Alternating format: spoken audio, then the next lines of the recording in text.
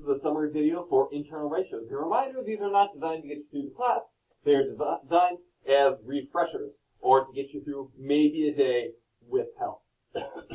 So we've talked before about how if I've got two triangles, and they are similar, I know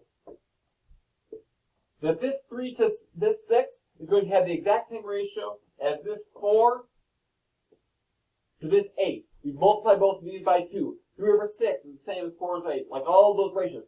What I want to talk about today is that the ratios inside the triangle are also the same for similar shapes. What I mean by that is not only is this 3 to this 6 the same as 4 to 8, but the 3 to 4 is the same as the 6 to 8. Let me demonstrate. Let me talk about the first one.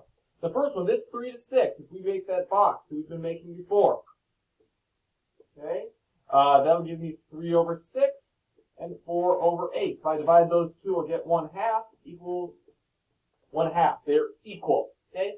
Different triangles, the two similar triangles, the pieces are in ratio to each other. However, what we were talking about today is that the ratios inside the triangle are also the same. So if I have 3 to 4, and I have 6 to 8, 3 over 4 gives me a 0.75. 6 over 8 also gives me a 0.75. So those are equal. So with similar shapes, you can, if I'm looking for, let's say, this 6, I don't always have to compare the 4 to the 8 and then the 3 to this missing side. I can say, okay, this 3 goes to that 4. What would work the same way going to that 8? So all the sides maintain their ratios as well. I'll see you online.